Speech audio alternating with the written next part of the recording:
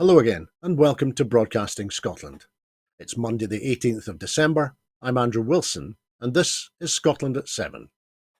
This evening, I have the latest daily update from Ukraine on day 663 of the illegal Russian war of aggression and imperial ambition. We have headlines from Israel and Gaza.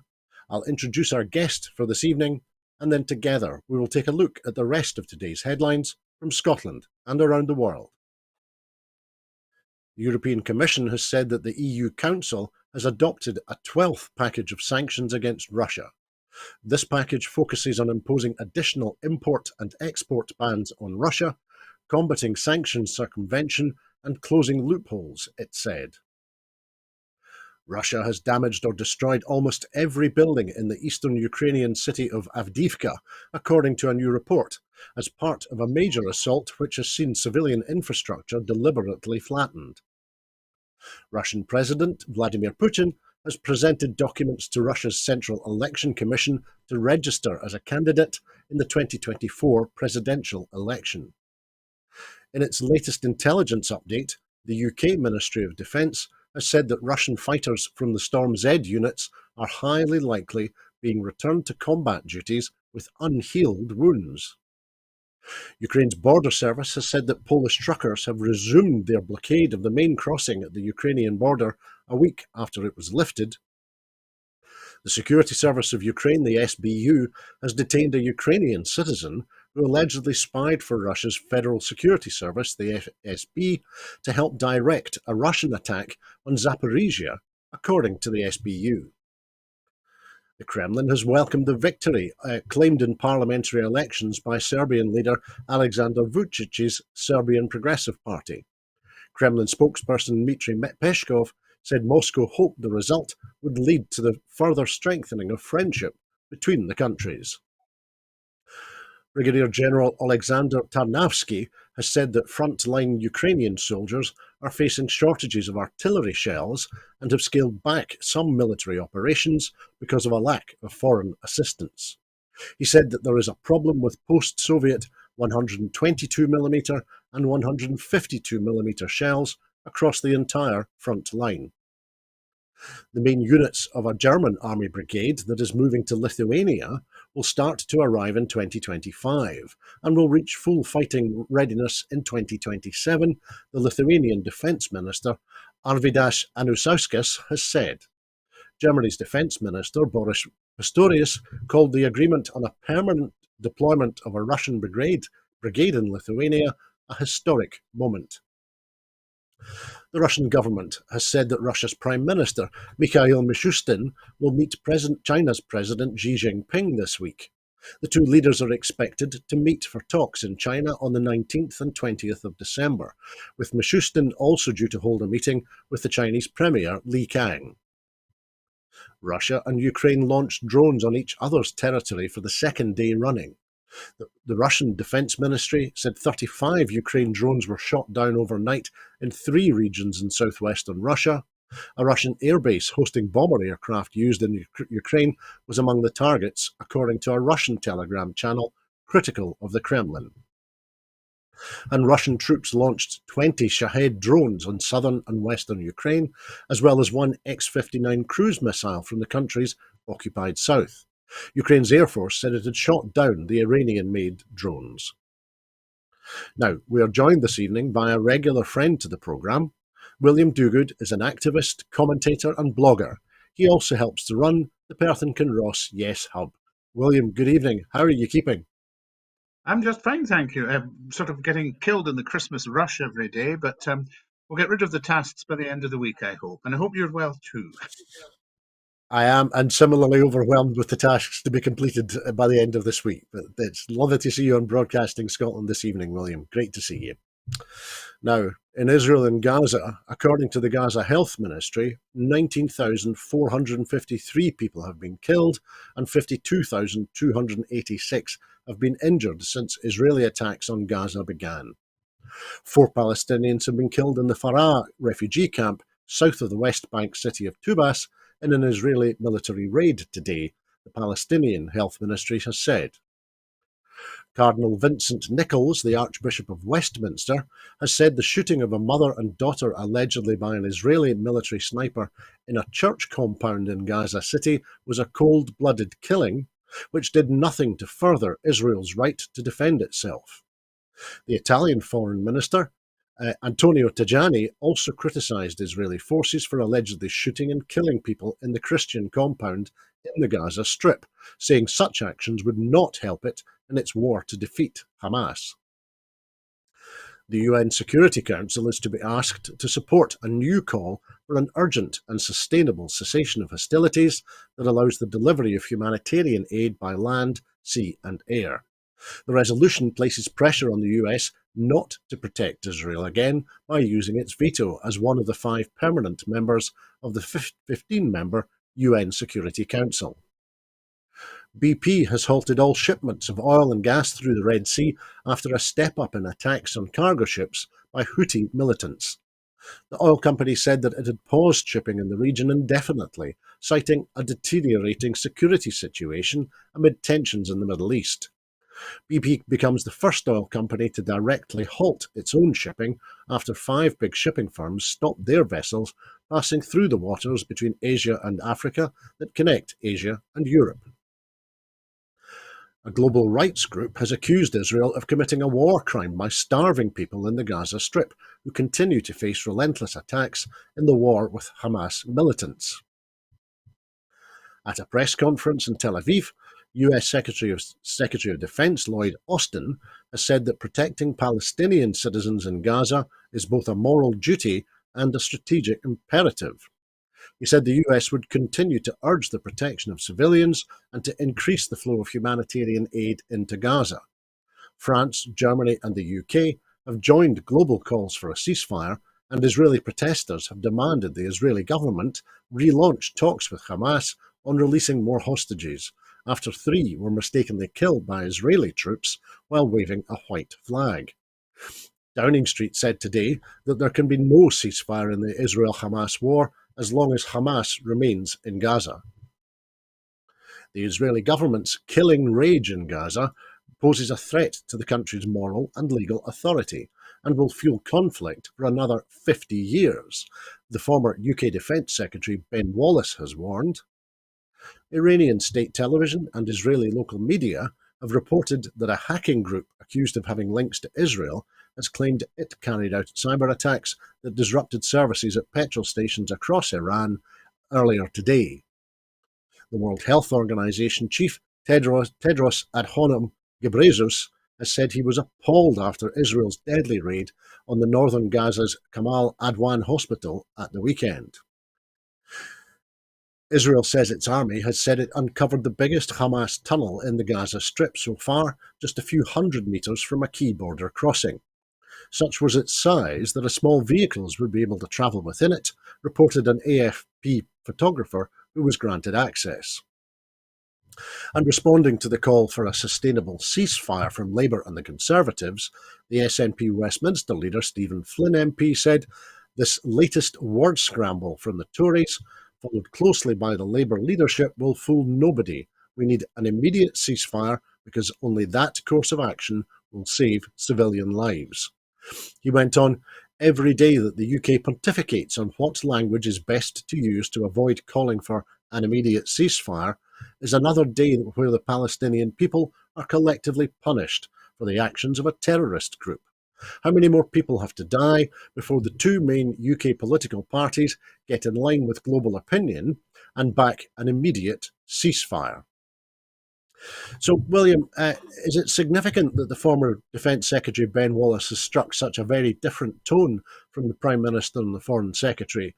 As I mentioned, he wrote in the Daily Telegraph, "Going after Hamas is legitimate, obliterating vast swathes of Gaza is not. Using proportionate force is legal, but collective punishment and forced movement of civilians is not." It may be significant because there does seem to be a slight moving of the general position with what David Cameron said at the weekend. There is a move towards wanting a ceasefire, that's for sure. However, it's still very, very constrained by the language. And I think Stephen Flynn is right to point out the word scramble aspects of it. I don't see why sustainability should not include immediacy. You really need to have the killing to stop now, and then to be starting to make it sustainable by having the negotiations that will bring the long-term peace and will prevent the next 50 years from being an ongoing bloodbath. So I think the movement is beginning to happen. Whether it comes in time for the next Security Council debate, vote, I don't know. But there is movement in the UK side, but I suspect we have a long way to go before the killing actually does stop. Thanks, William. Depressingly, it does rather feel like that. But let's move on to our first item this evening, because in a written statement to Parliament, UK Communities Secretary Michael Gove has announced a 6.5% increase in the funding for local councils in England in a desperate attempt to stop them going bankrupt. The £64 billion support package was announced today, less than a fortnight after he was warned that an unprecedented number of councils are likely to declare themselves bankrupt. The funding, which will provide extra support for social care and housing, is expected to fall far short of the amount councils need and will come in lower than the funding increase councils received in 2023, which was 9.4%, according to the Financial Times, which first reported the news.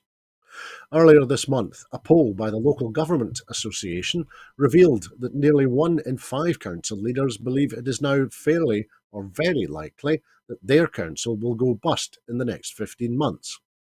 Last month, Nottingham became the 9th council since 2018 to issue a Section 114 notice, under which a council signals that it is unable to fulfil its legal duty to balance the books.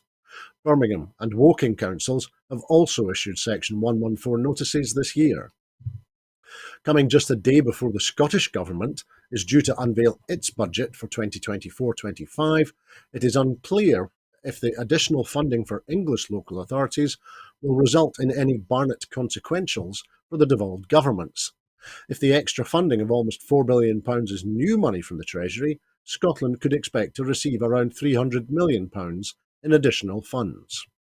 So, William, thinking more broadly for a moment, is a 6.5% increase going to be enough for local authorities in England when inflation has been higher than that for more than a year?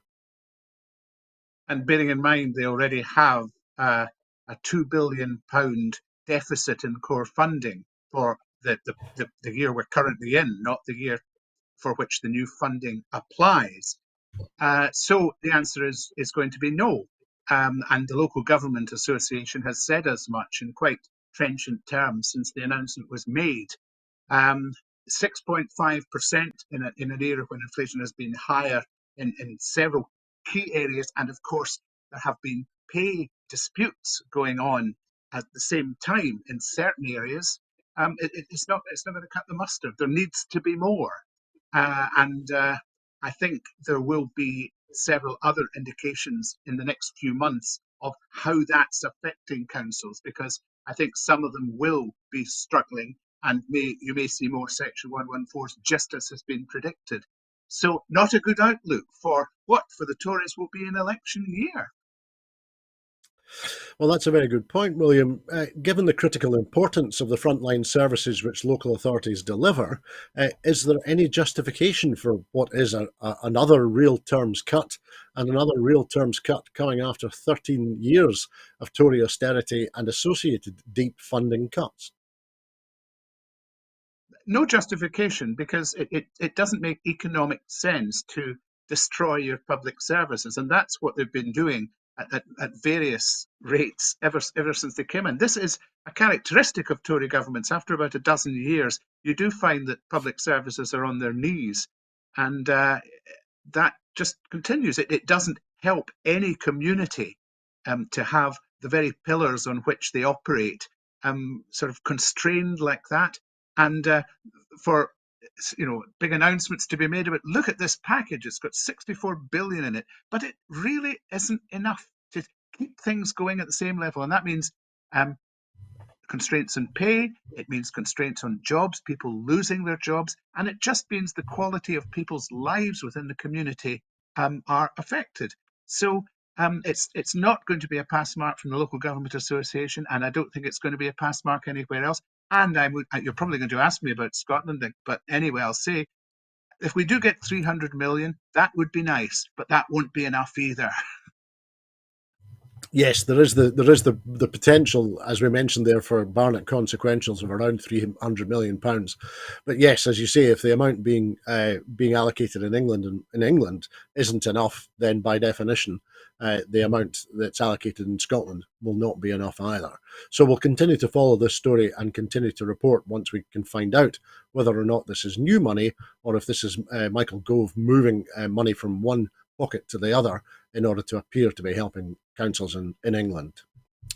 But let's move on now with more Conservative news, because pressure is increasing for action on Michelle Mone, who had repeatedly denied a connection to PPE MedPro, which made millions of pounds in profits during the pandemic, but she conceded in an interview yesterday that she had been untruthful. Rishi Sunak said he takes the case of Michelle Mone incredibly seriously, as calls grow for a common statement about the former Tory peer admitting she lied when denying involvement with a company that won UK government deals to provide personal protective equipment during the pandemic.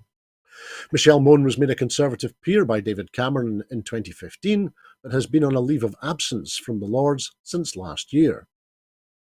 Responding to Rishi Sunak's statement, Michelle Mone tweeted that the UK government knew all about her involvement from the beginning. Following her interview, the SNP has urged the UK government to cooperate fully with the investigation by the National Crime Agency and has asked Douglas Ross to clarify if he communicated with Ms Mone during the pandemic while he was a UK government minister. Commenting, the SNP's MP Kirsty Blackman said, "This morning's revelations lay bare the chaos that engulfed the UK government at a time of national and international crisis, when the priority should have been protecting the public and those who kept our public services running. The Tories were instead enriching their wealthy pals.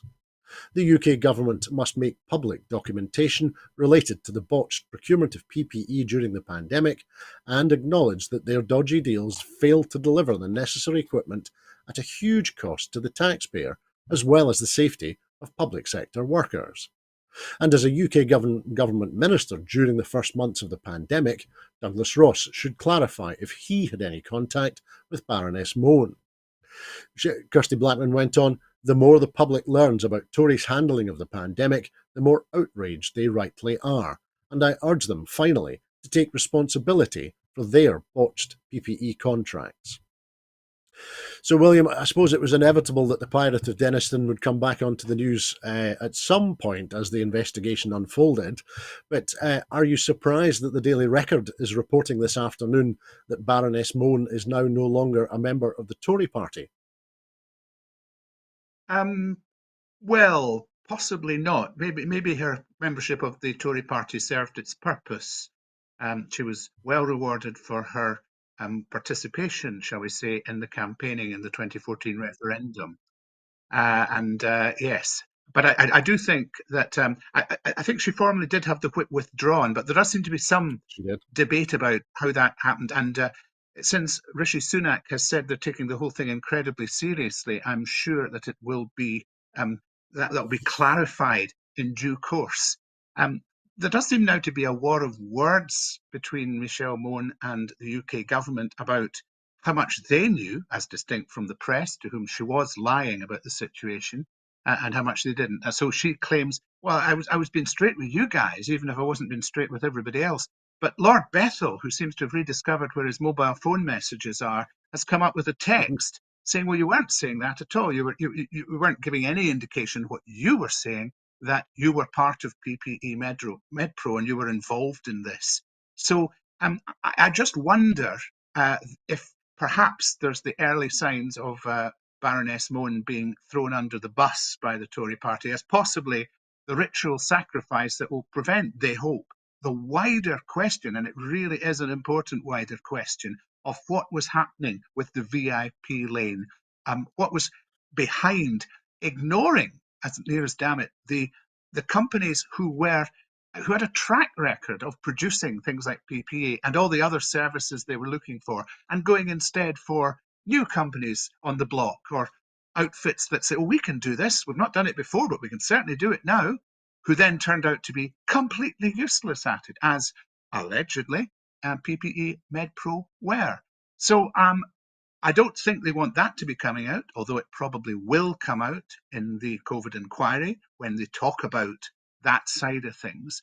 And so maybe it's as well to make a big noise about Michelle Mone now. It is interesting to see her back in the press. I don't actually think she's been in the press all that much, although many people have wanted her to be for the last couple of years. But she clearly saw it as a good idea to do a bit of damage limitation by getting a retaliation in first. It's a bit popcorny, but we need to look at the bigger picture. I think that's very fair, William. A number of people are surprised that Baroness Mone and her husband gave an interview to the BBC while they are under investigation by the National Crime Agency. That in itself was surprising enough. But of course, in the course of the interview yesterday morning, Doug Barrowman admitted that being the ultimate beneficial owner of PPE MedPro. Now, that's required by law to be disclosed in the company's filings at Companies House, and as the lawyer Dan Needle pointed out, knowingly failing to disclose the true owner of a company is a criminal offence. So do you think, will Barrowman be prosecuted under the Companies Acts? And in a sense, as we saw it with high-profile prosecutions in the United States over the years, it's not the big crime that gets you the jail, it's the little ones that trip you up and ultimately cause your downfall. That's very often the case. We're all thinking Al Capone and things like that.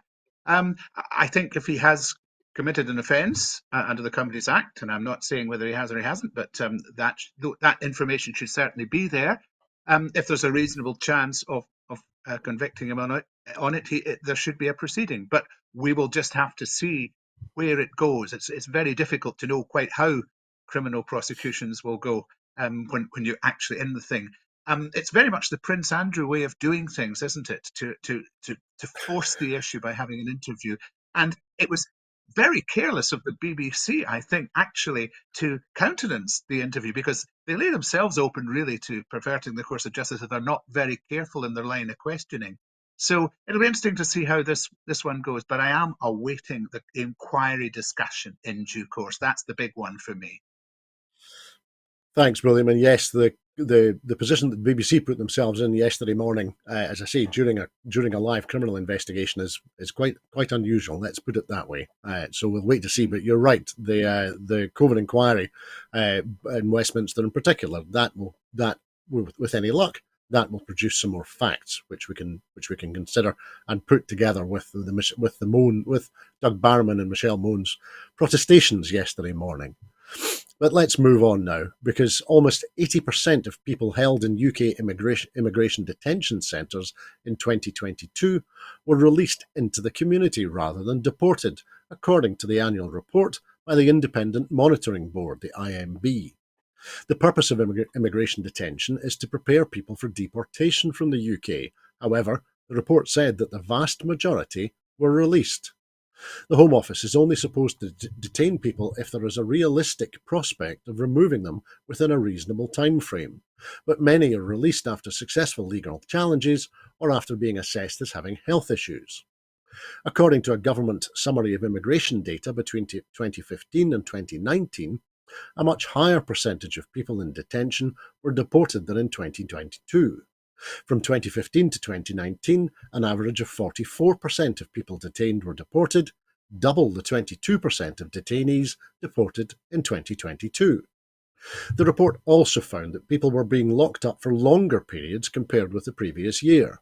One person was detained for more than 3 years, while another 5 were held for 180 days. The cost of immigration detention is £112.85 per person per night, according to Home Office data. This report also raises concerns about the treatment of vulnerable detainees, including the 7 put on a plane for Rwanda on the 14th of June last year before it was cancelled at the last minute after an intervention from the European Court of Human Rights.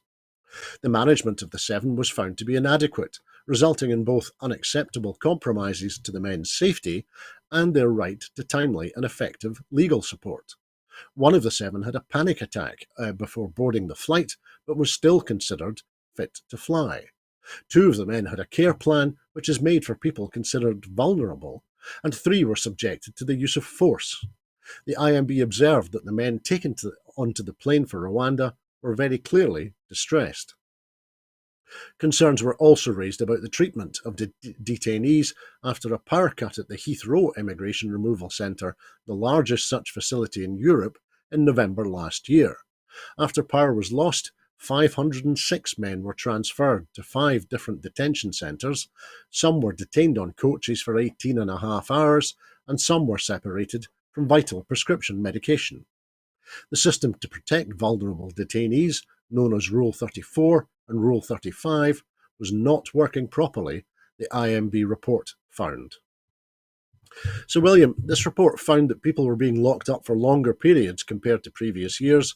One man detained for more than 3 years, while another 5 were held for 180 days. Locked up for 3 years. That's an outrage by anyone's standards. Yes, the government will claim it's an outlier, of course, but it's undoubtedly an outrage. The system of detention is supposed to be a prelude to deportation, where there's a very likely chance that somebody can practically be deported in the near future, and there should be proper grounds for that deportation. And it seems to me that what the current figures are suggesting is that that system is kind of broken down, and people are just being detained for longer than they need to be, and for some reason it's not ending in deportation, and it is ending in a lot of ill treatment and lack of regard for their safety and for their human rights. And it's just another aspect of the UK immigration policy, which is absolutely not fit for purpose. It's bad for the people being detained. It's bad in cost grounds because you have more people being detained than need to be. And these decisions need to be taken a lot faster, executed a lot faster, and they got to be done with compassion and humanity. And I don't see any of these featuring in the current way the immigration policy is done. And coming on the heels of hearing about one Algerian detainee at Bibi Stockholm committing suicide in the last few days, that's just another indication of the hellish mess the UK government has made of this. And it absolutely needs to get better. Thanks, William. We'll move on now, because a new report by the Fraser of Allender Institute, the FAI, presents estimates of the economic impact of Scotland's renewable energy industry. The report uses a model of the Scottish economy that describes inter-industry economic relationships, which estimates how much output, gross value added, and employment renewable activities support in Scotland's economy as a whole. There is no renewable sector defined in the national accounts, so the FAI constructed the sector using data published by the Office for National Statistics. They estimated that the renewable energy industry has a turnover of £6.1 billion and 13,600 full-time equivalent FTE jobs in 2021. The report reveals that the economic activity supported by the renewable sector is far greater than its own turnover and employment. The renewable energy sector supports economic activity throughout its supply chains, and this economic activity supports wage spending across Scotland. Including these spillover effects, the FAI estimates that the renewable energy industry supports over £10 billion of output, over £4.7 billion of GVA, and over 42,000 FTE jobs across Scotland's economy.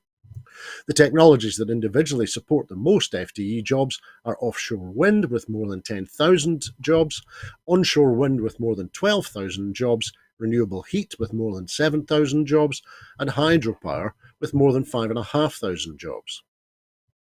Commenting, the SNP Environment spokesperson, Stephen Bonner MP, said, "Scotland is leading the way in renewable energy and tackling climate change, as proven by this research published today, which shows that the renewable energy industry supported 42,000 jobs and generated more than £10 billion of output for the Scottish economy in 2021.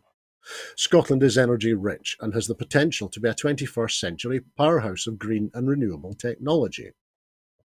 But Westminster is undermining any progress by the Scottish Government by withholding funding and deterring investors with damaging decisions.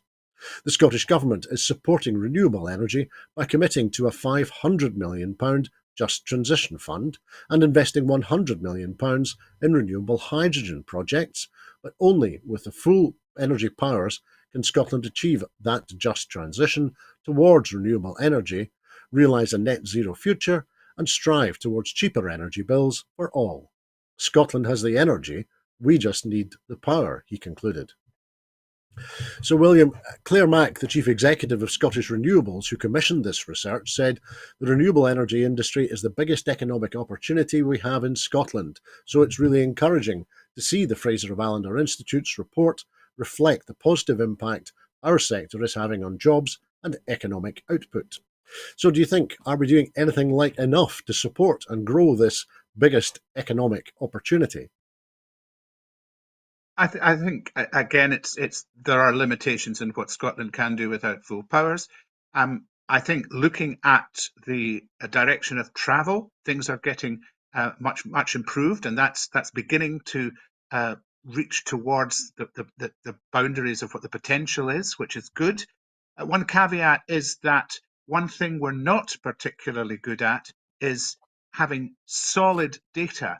A lot of what the Fraser of Allender Institute, and they're very good at this, has done is to use the Office of National Statistics figures to try to build a picture of what's there. There isn't actually, would you believe, a total definition of the renewable sector in the national figures. So they've had to sort of build one. So there is some margin for error in the figures, but undoubtedly the direction for travel is good. And what we could do better, and what I think the Fraser of Allender themselves have said, and maybe Claire Mack referred to it as well, is we need better data collection in our national figures so that we can track this progress better, and so we can begin to change things in the future on the basis of what we already know as solid information, rather than a model built by the Fraser of Allender Institute, however accurate that may be. Well, of course, yes. Thank you, William. Now, Professor Barry Spowage, who's a director of the Fraser of Allender, said, as Scotland positions itself as a leader in sustainable development, it is important that government and industry collaborate on establishing robust data to assess progress to ensure that Scotland fully leverages its renewable potential. So I was wondering, do you think, is it possible for Scotland to do that while the Westminster government apparently does all that it can to slow progress down? I think it's difficult, but probably not impossible. There are a number of areas in which having data, producing data, and working with the data would help Scotland's economy along. And certainly we need to make that one of the prime things we do upon independence. But I think there are probably things we can do better before then. So it's, I don't think Westminster will ever make life easy for us, let's face it. But I think there's probably a wee bit more we could do to just underpin what we are doing already that's very good. Thanks, William. Our next item this evening is that the Democratic Unionist Party, the DUP, has quashed speculation about a deal to break Northern Ireland's political deadlock and to restore power sharing before Christmas. The party has hinted that the talks with the UK government over the post-Brexit trading arrangements needed more time and would continue into the new year. There had been hopes of a breakthrough this week to end the DUP's 22-month boycott of the Stormont Executive and Assembly, but a party spokesperson ruled out an imminent deal, saying the DUP is condition-led, not calendar-led. The statement all but extinguished suggestions that the party leader, Geoffrey Donaldson, was about to end the political vacuum that has left civil servants to run Northern Ireland. DUP sources, as well as British and Irish officials, have expressed optimism that there would be a deal soon. The DUP collapsed Stormont in February 2022 in protest at checks on goods entering Northern Ireland from Great Britain that it said undermined the region's position in the UK. Rishi Sunak's Windsor framework alleviated some but not all of the DUP's concerns, leading to months of talks that both sides agree are nearing a conclusion. One of the proposed concessions is changing labelling to mark goods as for sale in Scotland, England and Wales rather than for sale in the UK only, but this concession is expected to fall well short of the 7 tests set out by the DUP. Most of the party's Assembly members are believed to favour reviving Stormont, but DUP hardliners, including MPs such as Ian Paisley, want all traces of the Irish Sea border eliminated. Donaldson is also facing pressure from rival party, the traditional Unionist Voice. Last week, the Northern Ireland Secretary, Chris Heaton-Harris, offered a £2.5 billion financial package to the region on condition that the executive is revived. He was to meet Donaldson and the leaders of the Sinn Féin alliance and the Ulster Unionist Party earlier today to discuss the package. It would include a new funding formula for public services and a lump sum to settle pay claims that have led to industrial action by education, health and transport workers. So as I say, William, most of the DUP's Assembly members are believed to favour reviving Stormont, and the fiscal crisis, crumbling public services and strikes have intensified calls for restoration, but hardliners, including Ian Paisley, want all traces of the Irish Sea border eliminated. So who do you think is going to prevail here, the Democrats or the hardliners? Well, the hardliners seem to have been quite successful of late, and particularly the smaller hardline parties such as the traditional Unionist Voice, which I am in some ways, because I think at one stage the DUP was not that again what certainly the Windsor framework or the way of dealing post-Brexit with the relationship with the EU for Northern Ireland. But they were shifted because maybe that's a form of democracy, but I don't really particularly think so. It was always going to be difficult because Northern Ireland was an impossible situation after Brexit, really. And absolutely, it's Brexit that's the problem. If not for that, you could probably come up with a framework that kind of worked. But anything that you do in that geographical situation with their connection to the Republic of Ireland and therefore a direct border, a land border with the EU, is going to be anomalous. And so you have what you now have, which is nearly 2 years of no devolved government in Northern Ireland. And that's not a good thing because civil servants, bless them, I'm sure they do as good a job as they can, but it ain't the same as decisions being made by the people that live and work in your place. And you mentioned the crumbling public services. I know crumbling public services, we talked about that earlier today. They're a feature of life anyway, but this isn't helping. And certainly the pay disputes also, and all that goes into that. It does need resolving, and it does rather seem as if heels are being dragged here. And let's hope that it does come to an end and we get something sensible once we get into 2024, because this can't go on. Thanks, William. And just in a slightly more general sense, I was wondering, do you think, is this news, this development this week, is this a further indication that the pressure on the DUP from those who are even more hardline, and also the pressure on them from the centre, is that indicating now that perhaps the DUP is becoming less and less relevant in the politics of the north of Ireland? That's the way it does appear to be going, and they must have some existential worries about that, and that will also be affecting how they react to these things. But the politics of Northern Ireland is beginning to change, isn't it? And I think we will see more of that. I do think that at some point it's highly likely that the island of Ireland, if the people in the south want to, that is, as well as the people in the north, it will unite because there are too many tensions, and obviously this must be nagging at the DUP. So interesting times ahead for Northern Ireland, I think. Thanks, William. And actually, we'll go to the south of Ireland now for our next item, because the Irish government has condemned the burning of the Ross Lake House Hotel in Roscahill as a sinister attempt at intimidation. The suspected arson attack has wrecked the County Galway hotel that was being prepared to host 70 asylum seekers, in the latest sign of a backlash against refugees in Ireland. Protesters had picketed the disused hotel on Saturday, replicating a tactic that has blocked other attempts to settle refugees around Ireland. At 11:35 p.m, a blaze broke out at the rear of the hotel and engulfed the property before fire services extinguished the flames. Nobody was inside the hotel or was injured. 70 male asylum seekers were to have moved there on Thursday. Two Fianna Fáil party councillors said government policy had inundated Ireland with refugees and had driven people to take drastic action, a view once confined to fringe far-right groups.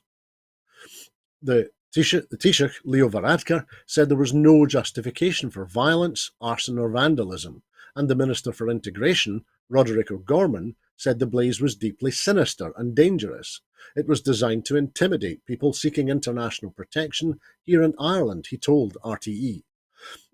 The government coalition, which is comprised of Fianna Fáil, Fine Gael and the Greens and opposition parties, have said that Ireland has a duty to welcome and accommodate refugees.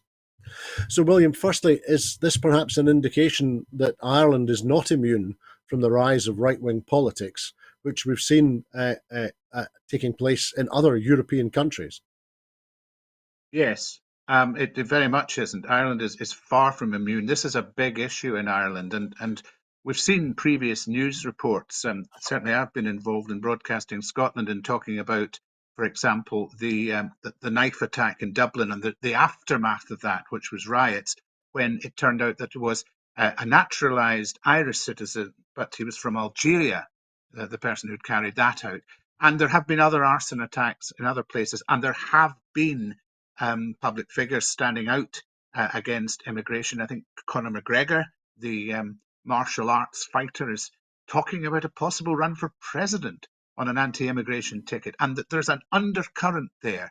So yes, that is certainly a feature, and it is a worrying feature, but it's not out of step with what's happening elsewhere in Europe. And I think part of the problem is that the levels of immigration that we now really have to be looking at. It's because we can't turn our backs on people, and there is going to be a lot of migration going on in the world because of climate change, one of my hobby horses. But we haven't got our heads around what that entails in terms of actually integrating people to live in the same place. And to a certain extent, governments aren't really engaging enough with the people to work out how that can be done in a perfectly peaceful and cooperative and happy way. I don't think it's impossible by any means, but I think perhaps the politicians have to work a wee bit harder at it and not seem to be seen to just be ignoring people when they raise concerns. We may not like what they have to say, but we do have to engage with it in order to get the job done, because we can't ignore the fact that people are going to need to live somewhere on this planet. And it's going to have to be in the places where they can still live. And that's where we are now. So, yeah, troubled times for Ireland in this regard. And we'll just have to see how that continues to work as we move towards presidential elections in due course. Well, that's absolutely right, William, and it certainly strikes me as you mention it, the notion that Conor McGregor would replace Michael D. Higgins as president of Ireland, a greater contrast that's difficult to consider. But I was going to also ask you, what do you think does it say about current times in Ireland and in Europe and in the world, when a country which sent such a massive diaspora abroad now has some citizens opposing immigration? People are funny, aren't they? You would think that they would understand exactly what it's like to be going to another country. And of course, look down the line a few years, potentially to Scotland under independence. We've got a massive diaspora out there. And to be blunt, we need working age people to be coming into Scotland. But I also worry that there will be just a part of the population that does not like the idea. And that could be a rocky road ahead. But it's what every country will have to face, whether they have a diaspora or not. It's just the reality of the world. We're going to have to find a way of moving large numbers of people about and living together in peace and harmony.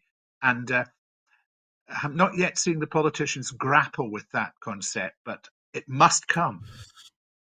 That's a very fair assessment. Thank you, William.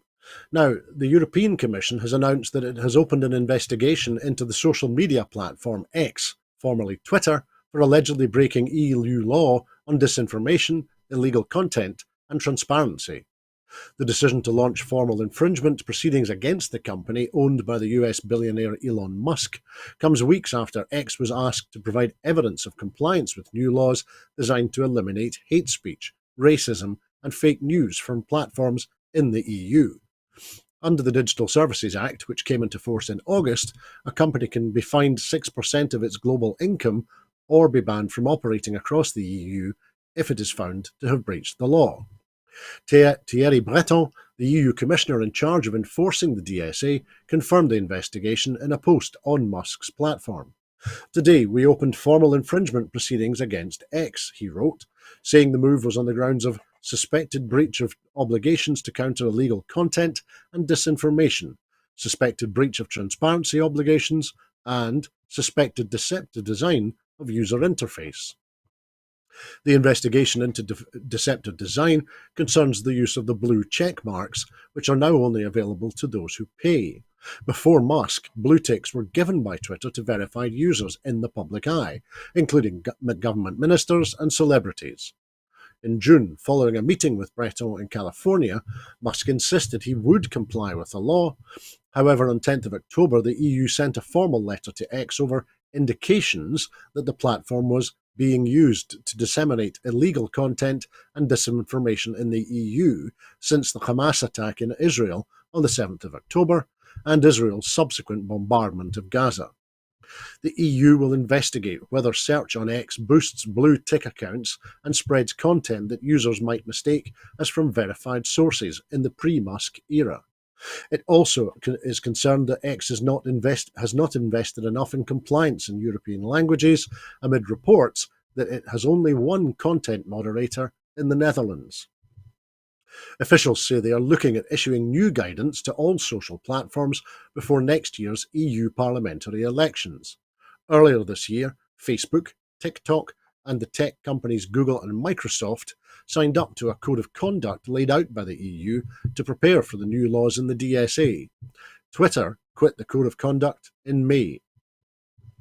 So, William, the EU sent a formal letter over these indications of the platform being used to disseminate illegal content and disinformation in the wake of the Hamas attack in Israel. And in response, Linda Yaccarino, who's chief executive of X, wrote to Thierry Breton saying the company was actively working to address the operational needs of this fast-moving and evolving conflict. But do you think, has X, Twitter, has it been anything like active enough?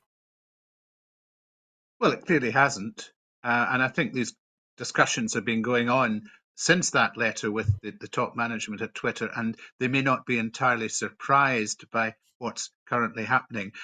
It's been very difficult for them since the 7th of October because that set in train a whole bunch of content um, uh, that much of which would be propaganda of one sort or another, and it's very, very hard to police. But you get into the business and you work with the business. That's the way it is. And bad luck, Elon Musk, if you do some silly things such as change how you work with blue ticks so that you can no longer absolutely trust who it is that's talking to you. That's the first thing. The second thing is a lot of talented people on the technical side, I mean talented, left Twitter quite soon after Elon Musk took over the company. I'm not totally convinced that they've been replaced, and I'm not there for sure whether Twitter actually has the operational capacity to adhere to the new directives from the EU and others about content, even if they wanted to. Can they stop this happening? So they're in a wee bit of a spiral, possibly, and it may end in a big fine for them. It may end with something more serious than that, which may be forcing them to shut down in the EU, which would be an enormous event. Strangely enough, now that we've left the EU, I guess they wouldn't be shut down in the UK. I'm very ambiguous on Twitter, I have to, or ambivalent is the word, not ambiguous. I used to see it as a great way of getting my point across and advertising blogs and things. Now I see it as just a trap for all sorts of funny ideas and, strange retorts and weird algorithms that maybe don't punt your stuff quite as widely as used to be the case. It's losing its value, and maybe it's beginning to fade into the background, and maybe other things will take over. This may simply be part of the natural evolution of things. That's a very reflective and philosophical perspective. Thank you, William. And our final item this evening is that scientists say that nuclear power stations could be decommissioned in the future with the help of teams of autonomous robots known as Smurfs. Engineers from the University of Glasgow, University of Manchester, Bristol Robotics Laboratory and Heriot Watt University are behind the development of the Smurf system, which is short for Symbiotic Multi-Robot Fleet. The system provides a seamless method to enable wheeled, four-legged, and airborne robots to collaborate and complete tasks that could be difficult or harmful for humans to undertake on their own. Instead, a single human supervisor can remotely observe the actions of the robots as they share sensor data between themselves, combining their abilities to achieve results far beyond the reach of a single machine. Smurfs could offer the ability to authorities, regulators, and industry a safer, faster method of monitoring nuclear facilities, as well as opening up new opportunities for the maintenance of engineering infrastructure in challenging environments like offshore wind power platforms. And in a new paper published in the journal IET, Cyber Systems and Robotics, the researchers outline how they deployed the Smurf in a practical demonstration at the Robotics and Artificial Intelligence Collaboration Facility in Cumbria. That facility is a collaboration between the UK Atomic Energy Authority, the Nuclear Decommissioning Authority, Sellafield Limited, and the University of Manchester. During the demonstration, the Smurf successfully completed an inspection mission in a simulated radioactive storage facility containing some of the challenges found in real nuclear power decommissioning environments. The robot's ability to collaborate is the result of a sophisticated computer system developed by the researchers, which they call a cyber physical system, or CPS. The CPS is capable of communicating with up to 1,600 sensors, robots, and other digital and physical assets in near to real time. It also allows robots with very different abilities and operating systems to work together, and most importantly, to update their human operator. Human operators can also take direct control of the robots if they need to. Combining the robot's abilities allowed them to complete a series of tasks often applied to radiation monitoring around nuclear sites, known as post-operational clear-out. Daniel Mitchell of the University of Glasgow's James Watt School of Engineering is the paper's corresponding author. He was recently named as the Institution of Engineering and Technology's Rising Star 2023 in recognition of the impact of this research. He said, "The robots we programmed and designed in this prototype Smurf each have their own unique abilities and limitations, as well as their own operating systems." David Flynn, the Professor of Cyber-Physical Systems at the University of Glasgow, is also a co-author of the paper. He added, "These kinds of autonomous robotic fleets have a great deal of potential to undertake a wide range of dangerous, dirty, dull, distant, and dear jobs. In addition to work in the nuclear sector, there's tremendous additional potential in sectors like offshore power generation, where Smurfs could handle many routine inspection and repair tasks." So, William, do you think, is this a hint of the future? Groups of robots working together with a single human operator to perform dangerous, dirty, dull, distant, and dear jobs? Well, I love the alliteration and I love the title Smurfs. That's very good. And yes, it is the future.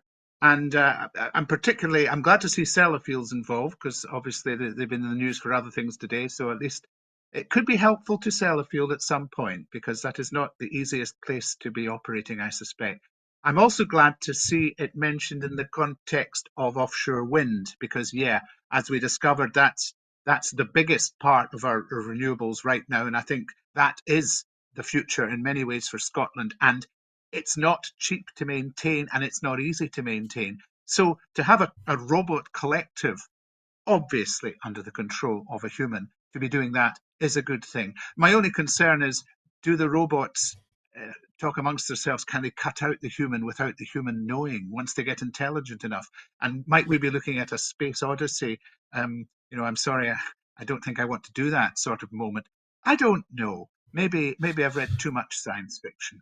But oh yeah, it's the future, and the future's coming whether we like it or not. So let's embrace it as best we can. Thanks, William. Perhaps will you join me in welcoming our new Smurf overlords, perhaps? I will write them a poem if I can get enough things that rhyme with Smurf. Turf. Answers on a postcard, please. Thanks, William. I'm afraid that's all that we have time for this evening. In making these programmes, Broadcasting Scotland depends on the generosity of viewers and others who value our distinctive approach to news, current affairs and culture. Please help us to continue to make these programmes, to continue to develop the station and to make new programmes.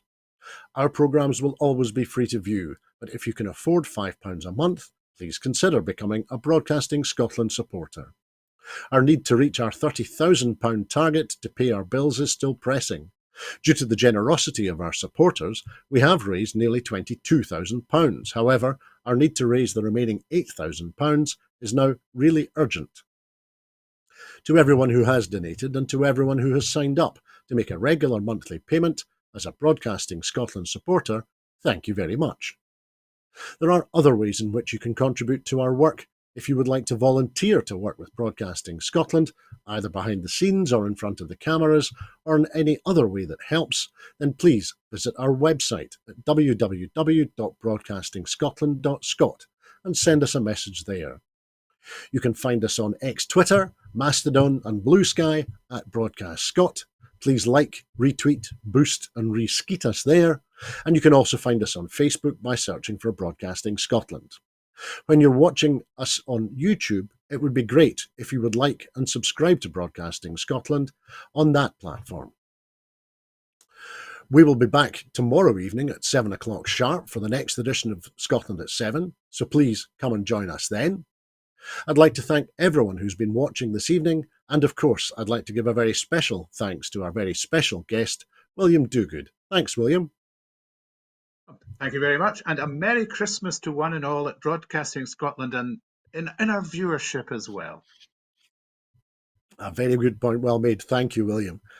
On this day in 1661, the ship the Elizabeth of Burntisland sank off the coast of Northumberland, taking with it many of Scotland's most important historical records. The vessel was returning to Scotland after the earlier removal of those records to London by Oliver Cromwell. The vessel's cargo included 85 hogshead barrels containing almost 2 tons of paper. Those barrels held half the records of Scotland. Among the state documents that were lost were charters and records dating back to the reigns of King Robert the Bruce and King David II. Please look after yourselves and please have a very peaceful evening. Bye-bye.